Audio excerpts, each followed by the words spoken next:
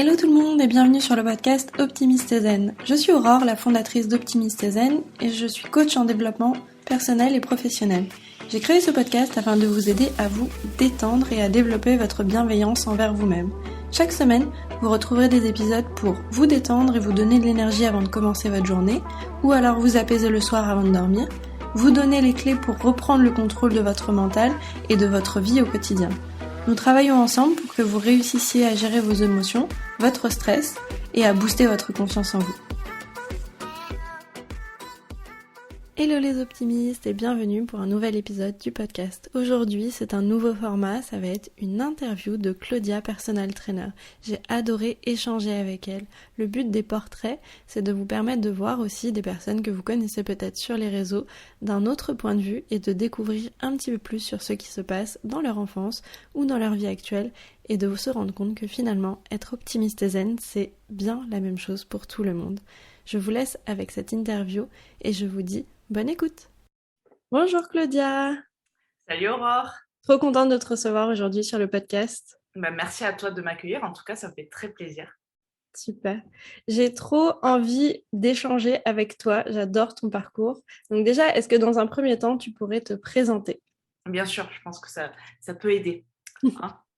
Alors moi, c'est Claudia, j'ai 26 ans, je suis coach sportive et mentale, passionnée et diplômée en neurosciences et en sciences de l'entraînement et de la nutrition depuis maintenant plusieurs années. Bon, les neurosciences, ça fait quelques mois, mais bientôt un an. Mais sciences de l'entraînement et de la nutrition, coach sportif, ça fait 6 ans que je pratique. Moi, je viens du sport de haut niveau. J'ai joué au foot pendant 6 ans aussi à haut niveau à Montpellier. Et maintenant, je vis de ma passion. Je transmets aussi plein de good vibes sur Instagram. J'ai une chaîne YouTube. Ça, c'est ta signature, good vibes. C'est ça, exactement. C'est typiquement ma signature. Je transmets plein d'informations via YouTube. Je vulgarise la science et je vais beaucoup à contre-courant. Voilà. Oui, ça, on adore. Ça plaît pas. Mais moi, j'aime bien. Ça fait déjà 1 an pour les neurosciences, ça passe tellement vite. J'ai eu ma certification en février, donc presque. Ouais, voilà. Ça passe vite. Ce que j'aime bien faire dans les portraits, c'est justement un petit peu montrer à quoi ressemblaient les personnes et ce qu'elles ont traversé finalement tout au long de leur vie. Et j'aimerais que tu me décrives un petit peu à quoi tu ressemblais quand tu étais plus petite. À quoi je ressemblais physiquement? Ce que tu veux, tu peux aussi dire physiquement si tu veux. Physiquement, j'étais déjà musclée des cuisseaux. Ça, c'est sûr. Ça, j'ai des photos. Bon, je ne les ai pas sur moi, je ne peux pas les montrer, mais clairement, c'est vrai. J'étais garçon manqué. Okay. Je dis ça comme si c'était une évidence, mais pour moi, ça l'est. J'étais garçon manqué, même si c'est une expression qu'on n'aime plus trop entendre aujourd'hui, mais c'est comme ça qu'on me définissait. Oui, à l'époque, oui, c'était courant de dire. Voilà, j'ai toujours fait du sport, hein, dès que j'ai su marcher. J'ai fait du foot, de la danse hip-hop, du karaté, de l'équitation. Voilà, à un moment donné, il a fallu choisir. Et mon sport de prédilection, c'était le foot. J'ai choisi le foot et il se trouve qu'en plus, comme ça me passionnait, comme je ne faisais que ça à longueur de journée, j'ai développé des capacités, on va dire, qui a fait que j'ai été recrutée par un club professionnel. Donc du coup, t'avais quel âge du coup à l'époque? Alors, j'ai fait un parcours scolaire normal jusqu'à 13 ans. À 13 ans, j'ai été en sport-études. Okay. J'ai toujours un parcours scolaire normal. Ouais, mais avec un peu plus de sport que... Voilà, tu finis à 16h tous les jours, ce qui est plutôt cool. Et tu vas t'entraîner pendant 2 heures tous les jours au foot. Ok. Voilà. Super. Et comment tu pourrais te décrire plutôt dans tes traits de caractère? Là, on a entendu la garçon manquée, la sportive, mais du coup, sur d'autres traits de caractère que tu avais, tu pourrais dire quoi? J'ai une énorme base de timidité et de réservé. Ah ouais, c'est fou ça. On dirait pas, mais... Et je l'ai encore un peu aujourd'hui, hein. Mais ça se voit très peu via les réseaux sociaux, tout ça, parce que je suis soit face à une caméra, soit face à un téléphone. Mais en vrai, j'ai une vraie base de timidité et réservée que j'ai travaillée, mais je la garde toujours parce que ça fait partie de moi et c'est une protection aussi. C'est-à-dire quand je vais être avec des personnes inconnues, ça va me servir de protection en quelque sorte. Ouais, ça c'est hyper important de le préciser que dans les réseaux, il y a une image, mais à ce moment-là, nous, on est en train de parler à un téléphone ou à une caméra. Exactement. Pas après la connerie que j'ai, je l'ai toujours eue et elle est réelle. C'est-à-dire qu'elle se voit à travers la caméra et elle se verra en vrai. Ça, par contre, je ne fais pas semblant. Ça, c'est sûr. Parce que parfois, on me dit, est-ce que tu es pareil dans la vie? En fait, moi, je sais tellement pas faire semblant que, bien sûr. C'est pareil, oui. L'autre fois, j'ai croisé une personne dans la rue qui me reconnaissait d'Instagram et elle m'a dit une expression qui était très drôle. Enfin, je pense qu'elle n'a pas voulu s'exprimer comme ça. Elle m'a dit, c'est bien, t'es pas fière. J'ai dit, mais si, je suis fière de moi. Elle dit, non, mais t'as pas la grosse tête. Et je dis, oui, mais bon, pour moi, je suis personne, entre guillemets. J'ai rien de, voilà. Donc, C'était oui, même surprenant ou pas qu'elle t'accoste du coup dans la rue? Oui, c'est ça. Elle a dit, ah, c'est Claudia. J'ai fait, oui, bonjour. Elle dit, non, mais tu me connais pas, mais je te connais et tout. Et elle m'a dit, ah, c'est quand on s'est quitté, ah, c'est bien, t'es pas fière. Si, je suis fière. Elle dit, non, mais je veux dire, t'as pas la grosse tête. Je dis, oui, mais enfin, voilà, après, c'est parce que c'est moi. Elle me dit, voilà, t'es vraiment pareil et tout. Oui, ouais, je suis pareil. C'est ça. Mais c'est fou parce que certaines personnes ont aussi un rôle en fait dans les réseaux. Et c'est vrai que ça surprend du coup maintenant de se dire, mais ouais, tu es vraiment comme ça dans la vraie vie? Bah oui, c'est oui. ça. C'est ça. Ok. Ok, on voit un petit peu du coup un peu plus à quoi tu ressemblais quand tu étais plus jeune. Et c'est hyper intéressant le côté, oui, je suis timide, mais je sais aussi pourquoi je le suis et à quoi ça me sert. Exactement. Parce que beaucoup vont me parler de timidité, vont me dire que c'est un problème, alors qu'en fait, pas du tout. Ça peut être carrément justement un avantage. Ça permet une certaine distance, ça permet d'observer souvent aussi les autres. Et du coup, bah, en fait, c'est du bénéf pour après, quoi. Totalement.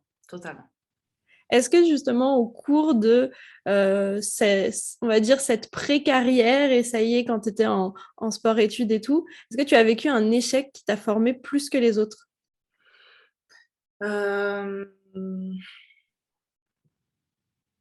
Alors, aujourd'hui, je le vois plus comme un échec, évidemment, parce que on va dire que ça a fait que j'en suis là, entre guillemets, même si pour moi, j'en suis nulle part, en fait, mais je veux dire que j'ai cette situation. Le foot, en fait, hein, parce que en vrai, le foot, moi, tout mon avenir, je le voyais là-dedans, en fait.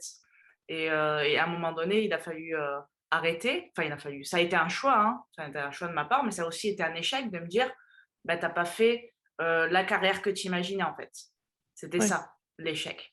Mais du coup, je me suis vite réorientée et j'ai essayé de vite bouger mon cul. Je dis bouger mon cul parce que clairement, c'est ça, hein. Si là, tu te bouges pas le cul, bah, tu peux faire une dépression, en fait, vraiment. Et à n'importe quel âge, et même. Alors, moi, quand j'ai arrêté le foot, les filles, elles n'en vivaient pas véritablement, même quand elles faisaient carrière. Elles en vivaient. Ouais, c'est vrai Mais que ça, c'est des choses qui ont beaucoup changé ces dernières années. Voilà. Maintenant, c'est plus le cas, et c'est super. Mais du coup, tout le long de mon cursus scolaire et en sport-études, il fallait, et ils insistaient là-dessus, qu'on pense à un métier qu'on voulait faire et tout ça. Donc, du coup, Ouais, ce moi, qu'on va appeler la déjà... porte de sortie, un peu le backup sur le côté. C'est ça. Oui, ou même, même si vous avez un contrat pro, vous gagnez de l'argent, je pense qu'il vaut mieux que vous ayez un métier à côté parce que ce ne sera pas suffisant aussi. Tu vois? Ok, d'accord. Ouais. Donc, c'était pour ça aussi qu'on nous orientait de cette façon. Maintenant, c'est plus le cas. Elles en vivent plutôt bien. Ça n'a rien à voir avec les hommes, c'est sûr. Mais elles ne rapportent pas autant non plus. Il faut dire ce qui est. Ouais. Mais elles en vivent. Et ça, c'est hyper important. Et maintenant, on ne s'étonne plus de voir une fille jouer au foot. Moi, oui, c'est vrai que... Moi, quand j'ai démarré le foot, j'étais la seule fille de mon équipe, hein. Je jouais avec les garçons, contre les garçons. Oui. Ouais, c'est vrai que ça, c'était pas... C'est vrai que dans la cour de récré, moi, je sais qu'il n'y avait pas d'équipe de filles contre filles. C'était plutôt, déjà, si une fille, elle voulait aller jouer avec les garçons, voilà, déjà, il fallait se faire sa place aussi pour réussir. C'est ça. Aujourd'hui, il n'y a plus rien d'étonnant. Donc, ouais, c'était ça. C'était le fait d'arrêter le foot et d'avoir fait ce choix de m'orienter dans mes études en priorité, de passer mes diplômes de coach et de devenir après indépendante, quoi. Ouais. Donc c'était une étape, mais du coup finalement après, avec du coup un peu de recul maintenant, ouais, tu le vois plus comme un échec. C'est ça, c'est ça. Si tu pouvais refaire quelque chose, justement dans toute cette carrière de différent, est-ce que tu referais quelque chose? J'aurais trop peur que ça change la finalité. Donc je ne toucherai à rien. C'est vrai, je suis tellement d'accord avec cette réponse, c'est que des fois, c'est tellement de la dentelle, les événements, qu'ils s'enclenchent les uns après les autres, que si on enlève juste un petit rouage, on ne sait pas ce que ça donnerait comme résultat, quoi. Tellement. Donc finalement, tout s'est passé comme ça aurait dû se passer du coup. C'est ça. C'est ce que je me dis. Ok. Si tu avais un conseil à me donner, que ce soit sur quelque chose que tu as lu, un film, quelque chose qui t'a marqué plus que les autres, qu'est-ce que ce serait? Un conseil par rapport à une référence que j'ai? Ouais, quelque chose qui t'a plu vraiment et que tu aimerais partager. Un conseil de réussite plus. Euh, je dirais de mettre de l'amour dans ce qu'on fait. Ouais. Ça peut paraître cucu. Je vais dire beaucoup de mots cul, excuse-moi, voilà, c'est décidé. Mais tu remarqueras que cucu, c'est de suite plus mignon que cul, en fait. Bon, bref, c'est pas ça que c'est pas le propos du podcast, je crois. Si tu as un autre podcast sur le sujet, je viendrai avec plaisir. Mais, Non, donc, c'est vrai que j'en ai ouais. pas sous le manche là, mais je suis sûre qu'il en existe, c'est sûr. Ouais, certainement. Mettre de l'amour, tout simplement parce que quand on met de l'amour dans ce qu'on fait, l'intention, elle est bonne en fait. Et quand l'intention, elle est bonne, les actions qu'on va poser, elles seront forcément bonnes, même si elles ne donnent pas le résultat qu'on souhaiterait. À partir du moment où on est dans l'action et qu'on pose l'intention qu'on veut derrière, ça, forcément, ça nous aidera. Et parce que trop de personnes vont mettre de la peur qui est le contraire de l'amour en Ouais. fait. Et, euh, et je donne souvent l'exemple à des coachés ou même sur les réseaux sociaux de dire que est-ce que tu fais du sport par peur ou par amour en fait? Est-ce Mm. que tu fais du sport parce que tu as peur de grossir, tu as peur d'être malade, tu as peur de mal vieillir, tu as peur de... Et ce qui est le Ouais. cas pour une grande majorité de personnes. Et en Mais plus, en dans ça, il fait, y a une résistance. mais c'est C'est ça ça. qui est fou. Donc en fait, tu génères de l'angoisse, tu génères de la peur que tu vas retrouver à un moment donné. Ouais, c'est clair. Et c'est pas tenable sur le long terme. Tandis que tu peux prendre le même genre d'objectif, entre guillemets, et te dire, OK, je fais du sport par amour du challenge, par amour du mouvement, par amour de la progression, de la compétition. Il y a plein de raisons à trouver. Et ça, cette intention-là, et ça marche dans tous les domaines de vie, hein, je prends l'exemple du sport, mais Oui, allez, clairement. dans la nutrition, c'est pareil. Est-ce que tu manges de cette façon parce que tu as peur de grossir? Est-ce que tu as peur d'être malade? Eh bien, Surtout si tu manges potentiellement. des trucs que t'aimes pas. Mais c'est Tu ça. sais, dans tous les régimes, tu vas avoir il te Grave. faut X légumes, et puis surtout, tu manges que des légumes et pas de féculents. Mais combien de temps tu vas réussir à manger tes courgettes vapeur C'est juste ça. par envie, tu tiendras beaucoup plus longtemps. Mais si t'aimes pas ça, un jour, 2 jours, allez, un mois pour les plus téméraires, mais au bout d'un moment, tu craques et tu vas aller C'est manger autre ça. chose, quoi. Et j'ai l'impression que c'est aussi ce qui fait la différence entre, tu sais, ces fameuses personnes où on dit putain, elle mange ce qu'elle veut. Putain, excuse-moi pour les gros mots, ce podcast est censuré.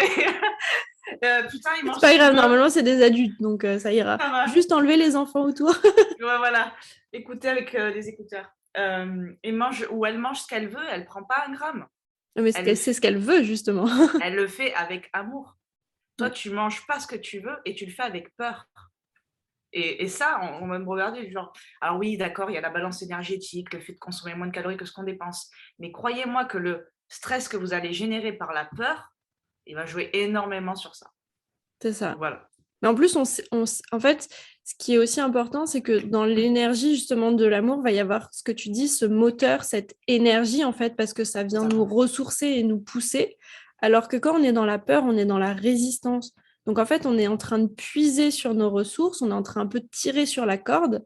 Et à un moment donné, bah, cette fatigue, on la sent en fait, parce que bah, on en a marre de tirer, on relâche, et puis C'est après, ça. soit ça repart dans le mauvais sens, soit Complètement. on change de système, justement, et on C'est essaye de ça. changer son comportement. Complètement. Donc, c'est un très, très bon conseil. Bon, ça va. Je suis heureuse qu'il te plaise. Je suis heureuse qu'il te plaise. Est-ce que tu as un conseil, justement, qu'on t'a donné à toi et qui t'a marqué plus que les autres, ou même qui t'a, justement, poussé peut-être à aller plus loin? De mettre de l'amour. Non, je déconne. C'est possible hein, qu'on te l'ait On peut le mettre transmis et que partout. tu le retransmettes. Alors, ça, oui, c'est une certitude, mais aussi, je vais en donner deux parce que j'en ai un. Bon, c'est de voir les choses en grand et de vouloir les faire en grand, même si parfois ça peut, comment dire? Ça peut, faire peur dans le sens, «Ah ouais, mais c'est immense», et du coup, empêcher de passer à l'action. Mais vraiment, de s'imaginer à chaque fois, voilà, je veux créer quelque chose, mais vois-le en grand et essaye de te rapprocher au maximum. Tu vois, c'est comme la phrase, «Vise la lune, au pire tu toucheras une étoile», tu vois? Ouais, mais c'est Donc en ça. fait, Et pourtant, si c'est tellement pas assez souvent les personnes qui vont c'est conseiller ça, justement d'aller beh, au bout, quoi. Va c'est aussi ça, loin que tu peux rêver ou que tu as envie. Souvent, il va exactement, y avoir cette, bah, justement, on en revient à cette peur, ce côté, ah, tu devrais peut-être, tu vois, prévoir un ouais, cran en dessous pour pas être c'est ça, déçu. Mais non, rêver grand. Ouais, au c'est pire, ça. C'est qu'est-ce qui peut de se rêver passer? Que grand, vous alliez plus loin, quoi. de voir les choses avec grandeur et même de voir les autres avec grandeur aussi. C'est-à-dire que j'ai tendance à considérer toutes les personnes que je vais croiser, qu'importe leur milieu social, qu'importe, leur caractère ou autre, comme des grandes personnes, comme des personnes grandes, enfin, les considérer vraiment à chaque fois, pas que je me rabaisse, mais de les considérer tout simplement. Je m'en fous de qui tu es, de ce que tu fais, de voilà, je te considère grand, voilà, grande. C'est pareil avec ça et beaucoup de personnes justement ont peur de ne pas se prendre au sérieux parce qu'ils pensent qu'ils vont pas pouvoir faire les choses avec sérieux. Ah Sauf oui, que dans ce sens-là, ok. pour moi, la meilleure façon de faire les choses avec sérieux, c'est de ne pas se prendre au sérieux. Si vous Ouais, bah n'avez oui. toujours pas compris cette phrase, vous revenez en arrière parce que je ne vais pas la répéter. Ok. Oui, parce que souvent, ouais, c'est vrai que je l'entends, les personnes qui vont chercher une sorte de légitimité à faire ce qu'elles vont faire. Mhm. Sauf qu'en fait, toutes les personnes qui ont commencé quelque chose un jour dans leur vie n'étaient pas, entre guillemets, hein, parce qu'il n'y a pas de police de légitimité dans un coin qui Mhm. vérifie, toi, tu es légitime pour C'est parler de ça, ça, toi, tu n'es pas légitime. Donc, en fait, au début, plus tu parles de quelque chose, plus tu t'y intéresses, plus tu mets de l'amour dedans en général, plus tu te formes, plus tu continues et plus tu deviens de plus en plus légitime. Et après, tu peux aussi penser à je suis légitime, mais par rapport à qui? Parce qu'il y a Mhm. certaines personnes, elles auront encore moins de connaissances que toi. C'est ça, Et quand tu complètement. commences à un petit peu enlever ces critères, de te dire bah, j'ai pas besoin d'être le ou la plus légitime sur le sujet, tu seras toujours un petit peu plus légitime que quelqu'un et puis, bah, t'en parles, tu continues, le sujet t'intéresse, tu persévères et à un moment donné, toi aussi, tu vas te prendre au sérieux finalement. C'est ça, exactement. Ça, c'est top. Moi, j'aime beaucoup ces deux conseils. Et puis ça met du fun dans le processus de ne pas se prendre au sérieux. Oui, On procrastine beaucoup moins, n'est-ce pas? On c'est repousse vrai, beaucoup moins. Ben c'est oui, vrai. Parce que du coup, on a moins peur de ce qui pourrait se passer. Et puis, on revient un peu plus au présent. Parce que, en fait, dans les boucles de peur, tu vas avoir aussi de l'anxiété, de prévoir l'avenir, comment ça va se passer, d'essayer de finalement déjà de vivre dans ce futur qui n'existe pas encore. Alors que c'est quand tu ça, es juste en train de profiter et de passer un bon moment, on peut penser ben, à tous les moments qu'on va passer tous les jours, que ce soit avec, je sais pas, si vous aimez être en famille, avec vos amis, si vous aimez juste profiter, lire un bon livre, faire des choses. En fait, vous allez être vraiment dedans à ce moment-là et vous n'avez pas besoin de plus. exactement. Totalement d'accord. Et je vais te poser la dernière du coup question du podcast, c'est si tu devais me donner un conseil pour vivre une vie optimiste et zen, ce serait quoi? Tu sais que j'ai encore envie de sortir le même, hein? Euh, le plus dur, c'est d'en donner qu'un, en fait. Et je viens de tout donner là, précédemment, mais je vais en trouver un autre. Quelque chose que tu appliques toi peut-être ou une petite astuce aussi, ça peut être. De ne pas minimiser les actions que vous posez, en fait. Dans le sens où, pourquoi on minimise déjà? Parce qu'on se compare. Mm. Donc, arrêtez, comme je dis, arrêtez les comparaisons avant de devenir comparaison. Voilà. Mais en fait, on peut se comparer, mais à quelque chose de comparable, en fait. C'est-à-dire à qui j'ai me comparer à qui j'étais hier, à qui j'étais il y a une semaine, 2 ans. Ça m'est arrivé récemment en fin de séance de coaching sportif avec une cliente qui m'a dit tu dois me trouver ridicule. Et j'ai regardé, je dis mais tu parles de quoi en fait? Elle me dit bah, de ce que je fais là, J'ai attends, moi je me déplace pas plusieurs fois par semaine pour que tu aies l'air ridicule. Elle dit: «Non, mais c'est pas ce que tu me fais faire toi, c'est génial et tout, mais quand je vois ce que tu fais et tout, c'est ridicule». J'ai j'ai essayé de pas m'énerver parce que j'ai horreur qu'on se rabaisse en fait, tu vois? C'est un peu ma part d'ombre, tu vois? Ce genre de truc, ça me tu vois? Alors j'étais là, j'ai dit: «Écoute», j'ai dit: «Ça fait combien de temps que je te coach?» Elle me dit: «Ça fait, allez, ça fait 2 mois». J'ai dit: «OK. Il y a 2 mois, c'était comment ton quotidien?» «Bah, je faisais pas de sport». J'ai dit: «D'accord». J'ai dit: «Mais même pas ça, il y a 2 mois, comment ça se passait quand tu faisais une activité avec ton fils?» Elle me dit: «Bah, c'était l'enfer. Je tenais pas 5 minutes, j'étais essoufflée, j'avais mal partout, c'était frustrant». Enfin, elle m'a sorti plein d'émotions désagréables qu'elle ressentait et j'ai «Et aujourd'hui, c'est comment?» Elle me dit: «Bah, je suis beaucoup plus à l'aise, j'arrive à profiter quoi, j'arrive à kiffer». J'ai dit: «Ça, c'est pas important?» Elle me dit: «Si». Et je dis: «Mais alors, regarde en 2 mois déjà cette évolution. Est-ce qu'elle est pas importante?» Je dis: «Tu peux pas être ridicule quand tu es en mouvement. C'est impossible. Ne minimisez jamais vos actions, même si elles produisent pas le résultat que vous avez souhaité. Parce que vous êtes en mouvement, vous êtes dans l'action. Même si le résultat n'est pas celui que vous voulez, il est là pour quelque chose. C'est sûr, en fait. Ah, c'est clair. Et ne vous rabaissez pas. Et en fait, comparez-vous à ce qui est vraiment fiable».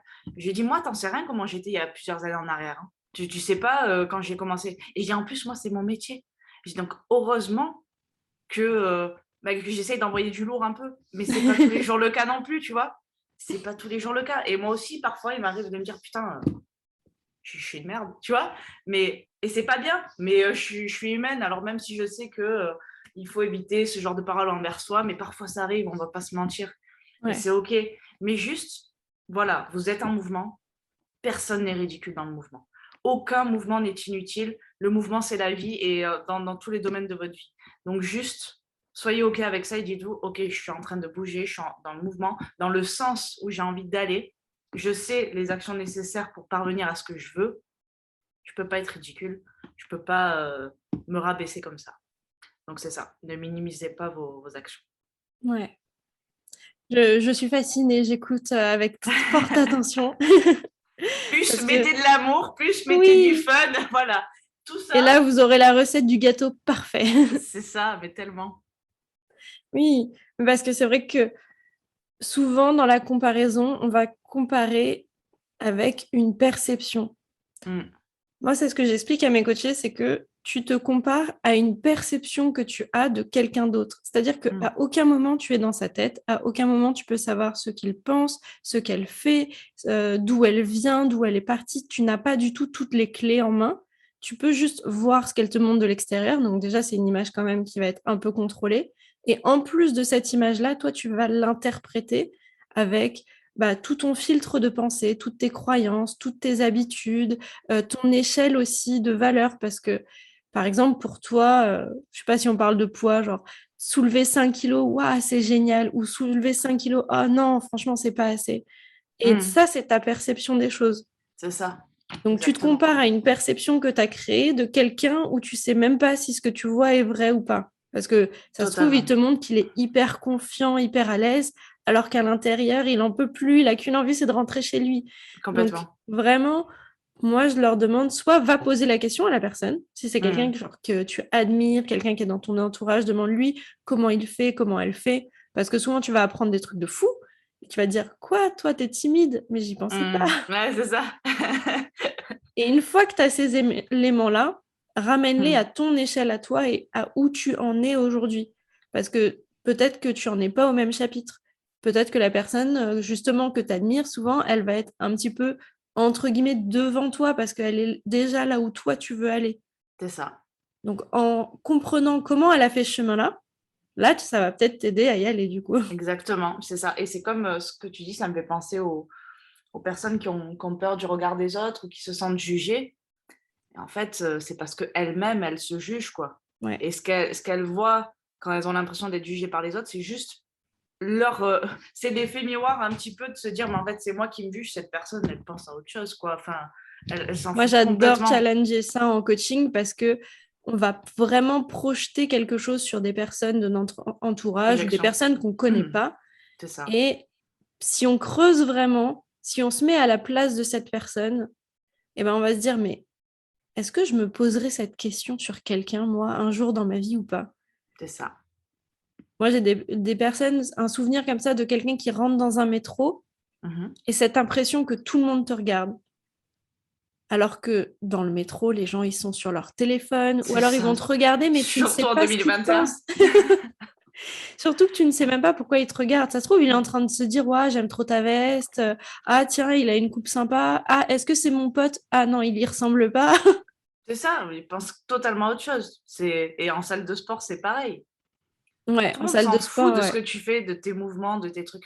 Alors oui, il y a deux, trois, comme je dis, il y a deux, trois morts de faim, ça on le sait. Mais on sait lesquels c'est, tu vois. La plupart du temps, les gens en salle de sport eux-mêmes ne savent pas ce qu'ils font, en fait, ne savent pas ce qu'ils vont faire et s'ils le font bien.